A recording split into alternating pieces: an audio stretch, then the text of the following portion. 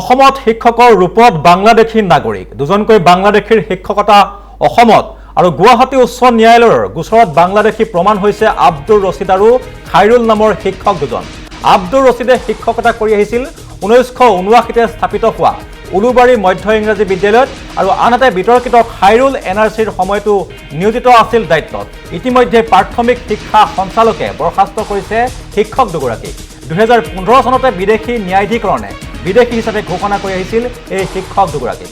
আমি পুনৰ জনাইছো এটা ডাঙৰ খবৰ, অসমত শিক্ষকৰ ৰূপত বাংলাদেশী নাগৰিক আৰু দুজনকৈ বাংলাদেশীৰ আৰু শিক্ষকতা কৰি আহিছে অসমত আৰু গুৱাহাটী উচ্চ ন্যায়ালয়ৰ গোচৰত বাংলাদেশী প্ৰমাণ হৈছে আব্দুৰ ৰছিদ আৰু খাইৰুল নামৰ শিক্ষক দুজন।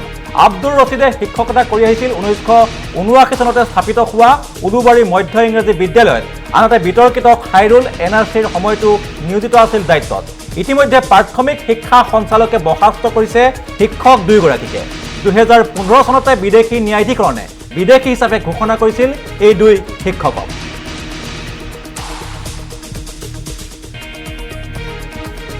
আৰু এই ঘটনা সন্দৰ্ভত আমি সবিশেষ জানিবলৈ আমি ফোনলাইনত সংযুক্ত হৈছোঁ আমাৰ মৰিগাঁৱৰ ছিনিয়ৰ ব্যক্তি প্ৰাঞ্জল দাসৰ সৈতে।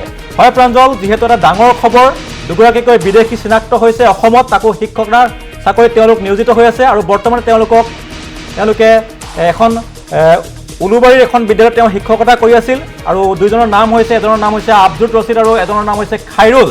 আৰু আপুনি শেহতীয়া ঘটনা সন্দৰ্ভত কি জনাব প্ৰাঞ্জল?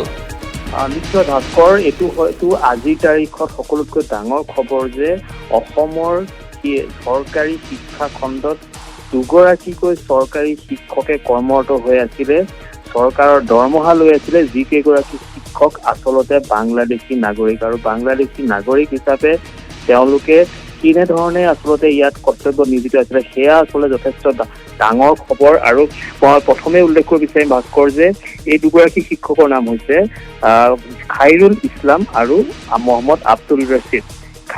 খাইৰুল ইছলাম খন্দাপুখুৰী এখন বিদ্যালয়ৰ শিক্ষক আৰু আব্দুল ৰছিদ উলুবাৰী মধ্য ইংৰাজী বিদ্যালয়ৰ এগৰাকী শিক্ষক। তেওঁলোকৰ বিৰুদ্ধে 2015 চনত আব্দুল ৰছিদৰ বিৰুদ্ধে বিদেশী ন্যায়াধিকৰণৰ গোচৰ তেওঁলোকে বিদেশী হিচাপে ঘোষিত হৈছিলে আৰু খাইৰুল ইছলাম 2013 চনত বিদেশী ন্যায়াধিকৰণৰ আদালতত বাংলাদেশী হিচাপে ঘোষিত হৈছিলে। কিন্তু তাৰ পিছত শিক্ষা বিভাগে তেওঁলোকক নিলম্বিত কৰিছিলে। কিন্তু সকলোতকৈ গুৰুত্বপূৰ্ণ খবৰটো আছিলে যে নিউজ লাইভে প্ৰথমবাৰৰ বাবে খাইৰুল ইছলামৰ যি বাংলাদেশী পৰিচয় সেয়া উদ্ধাৰ কৰিছিলে এটা ষ্টিং অপাৰেশ্যনত।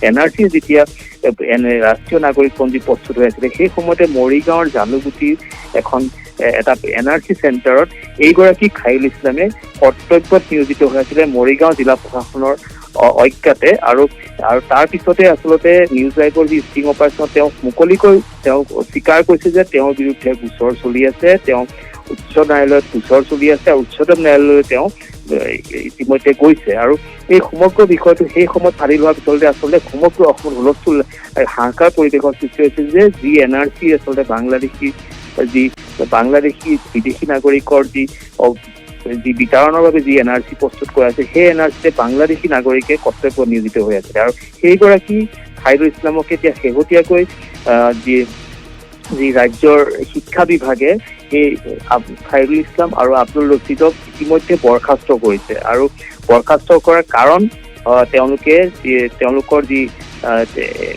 তেওঁলোকৰ আদালতত তেওঁলোকৰ গোচৰসমূহ চলি আছিলে, এই গোচৰসমূহত তেওঁলোকে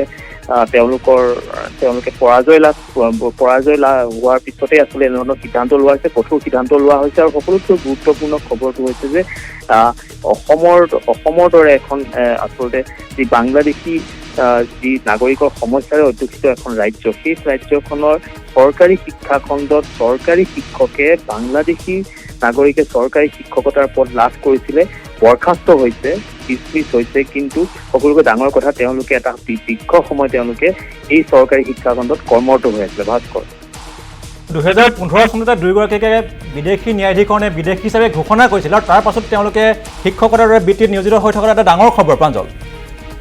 নিশ্চয় ভাস্কৰ, সকলোতকৈ গুৰুত্বপূৰ্ণ বিষয়টো আছিলে যে 2013 চনত খাইৰুল ইছলাম তেখেতৰ বিৰুদ্ধে তেখেতক বিদেশী ন্যায়াধিকৰণে বাংলাদেশী ঘোষণা কৰিছিল আৰু তেওঁ উচ্চ ন্যায়ালয়লৈ তেওঁ গৈছিলে। কিন্তু উচ্চ ন্যায়ালয়ত তেওঁ গোচৰ চলি আছিলে। কিন্তু তেনে অৱস্থাতে তেওঁ NRC-টো তেওঁ নিয়োজিত হৈছিলে আৰু NRC-ত তেওঁ কৰ্তব্যত নিয়োজিত হৈ আছিলে। সেই সময়ত নিউজ লাইভৰ যি গোপন ষ্টিং অপাৰেশ্যনত তেওঁ প্ৰথমবাৰ ধৰা দিছিলে আৰু সেই ধৰা পৰা সময়ত তেওঁ স্পষ্টকৈ স্বীকাৰ কৰিছিল যে তেওঁ বাংলাদেশী গোচৰ তেওঁ পৰাজয় বৰণ কৰিছে আৰু তেওঁৰ গোচৰ চলি আছে। আৰু তেনে অৱস্থা আচলতে চৰকাৰী যি আচলতে ব্যৱস্থা, সেই ব্যৱস্থাটোত ক'ৰবাত আচলতে সেই সময়ত আচলতে শিথিলতা আছিলে, অৱহেলা আছিলে, যাৰ ফলতে এগৰাকী বাংলাদেশী নাগৰিকে চৰকাৰী বিভিন্ন কৰ্তব্যত নিয়োজিত হৈছিলে আৰু শেহতীয়াকৈ হয়তো শিক্ষা হয় প্ৰাঞ্জল দাস, আপোনাক এই মুহূৰ্তত আমি ধন্যবাদ জনাইছোঁ আপুনি আমাক সবিশেষ তথ্য দিয়াৰ বাবে।